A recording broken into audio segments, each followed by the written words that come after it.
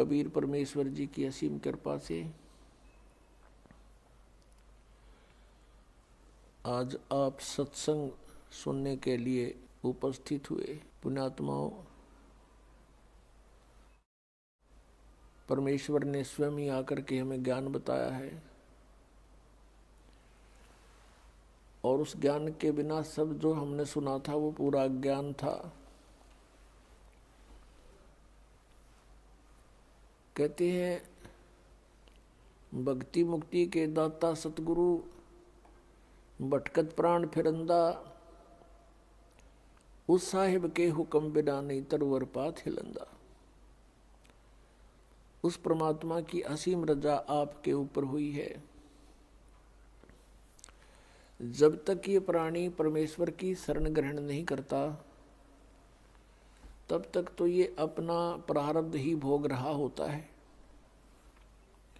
शुभ कर्म करने की चेष्टा भी करता है तो विधि ठीक ना होने से वो यूजलेस होती है और अपना शेष जो संस्कार है वही पूरे कर रहा होता है।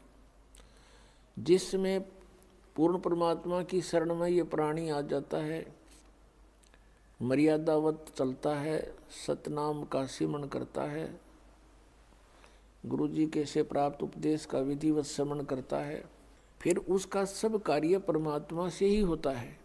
तो आज हमने जैसे आप जी ने कोई पावर का कनेक्शन ले लिया बिजली का, तो उसी के हिसाब से आपने सारे चेंज कर लिए। चक्की भी बिजली वाली ले ली, पशुओं का जो चारा काटने वाली मशीन भी बिजली से चलेगी, हैंडपंप भी बिजली से और आटा पीसन की चक्की भी बिजली से। तो फिर आपका सारा कार्य पावर से ही हो रहा है। तो ऐसे ही जब आपको ये कनेक्शन मिल जाता है तो आपके सब क्रियाएं बदल जाती हैं। परमात्मा का कनेक्शन जब आपको प्राप्त हो जाता है, शरण मिल जाती है, तो आपके सभी कार्य उस परमात्मा की पावर से ही होते हैं।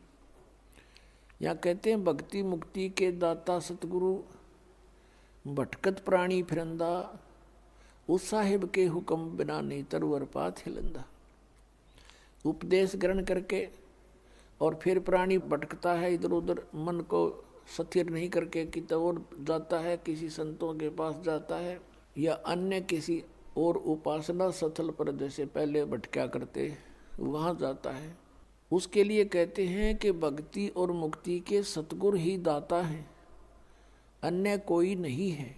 ये भटकत प्राण फिरंदा, उस साहिब के हुक्म बिना नहीं तरवर पात हिलंदा। अब जब हम सतगुरु शरण में आ जाते हैं तो हमारे सारे कार्य परमात्मा के आदेश से ही होते हैं। और बाकी जो परमात्मा की शरण में नहीं है उनका प्रारब्ध भी वो अपना भोग रहे होते, उसमें कोई परिवर्तन नहीं हो सकता। उस मालिक के हुक्म बिना उसमें भी कोई परिवर्तन नहीं हो सकता। तरवर पात यानी वृक्ष का पत्ता भी नहीं हिल सकता। अर्थात कोई भी कार्य उस परमात्मा के विधान के विपरीत नहीं हो सकता। अपने विधान को स्वयं ही चेंज कर सकता है, दूसरे पर पावर नहीं है। परमात्मा बताते हैं मात पिता मिल जाएंगे, मात पिता मिल जाएंगे, 184 मोही, सतगुरु सेवा और बंदगी फेर मिलन की नाही। सत्संग की आधी घड़ी, तप के वर्ष 1000, तो भी बराबर है नहीं, कहें कबीर विचार।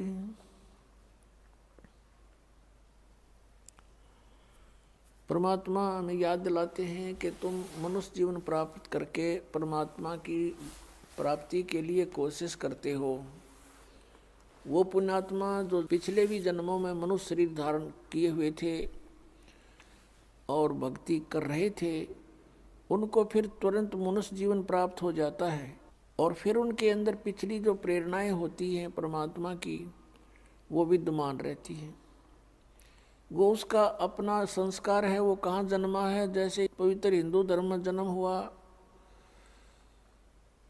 तो उसको वो पिछले संस्कार इतना दबाव देते हैं कि वो अपनी साधनाएं किए बिना रह ही नहीं सकता, तो वो साधनाएं शुरू कर देता है। किसी का मुसलमान धर्म में जन्म होता है तो वो क्रियाएं शुरू कर देगा, और अन्य धर्मों में भी ऐसे ही जानो। लेकिन पुण्यात्माओं, जब तक हम अपने सदग्रंथों से परिचित नहीं होंगे तो साधना करना भी व्यर्थ होगा। मनुष्य जीवन का मुख्य उद्देश्य है परमात्मा का पाना, और यदि परमात्मा प्राप्ति नहीं हुई तो फिर वैसे ही अपना जीवन नष्ट करना होता है। सतगुरु संगत छोड़ के चाहे लाख वर्ष जप की नहीं, इंद्री कर्म न मोक्ष होवे फिर काल के अधीन। सतगुरु की संगत छोड़ के चाहे लाख वर्ष तक जप करते रहना गुरु से विमुख होकर के, और चाहे लाख वर्ष जप करते रहना, आपको कोई लाभ नहीं होगा। इंद्री कर्म न मोक्ष होवे और फिर काल के आदि।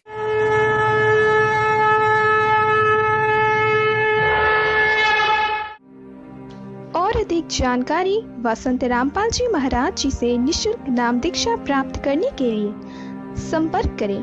हमारे संपर्क सूत्र है 8222880541 8222880542। आप नीचे स्क्रीन पर दिए गए हमारे अन्य नंबरों पर भी संपर्क कर सकते हैं। विजिट करें हमारी वेबसाइट पर। हमारी वेबसाइट है www.jagatgururampalji.org। इस वीडियो के बारे में अपनी राय नीचे कमेंट सेक्शन में हमें बताएं और अपने दोस्तों के साथ ये वीडियो शेयर करना ना भूलें।